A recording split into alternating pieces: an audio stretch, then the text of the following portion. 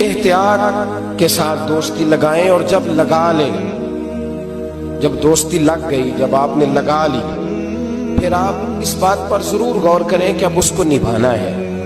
اور میرے نبی کریم علیہ الصلوۃ والسلام نے رشتے توڑنے والے کو بڑا ہی ناپسند کیا ہے۔ حضور نے فرمایا کہ رشتے توڑنے والا جنت میں نہیں جائے گا، رشتے جوڑنے والے لوگ جنت میں جائیں گے۔ توڑنے سے منع کیا، بلکہ نبی کریم علیہ الصلوۃ والسلام نے حکم دیا، فرمایا جو تجھ سے توڑے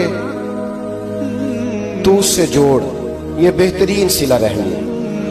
اور نبی کریم علیہ السلام نے ایک جملے میں اس بات کو بڑا کھول کے بیان کیا۔ حضور فرمانے لگے غسل العہد من الایمان، رشتے اچھے طریقے سے نبھانا یہ ایمان کا حصہ ہے۔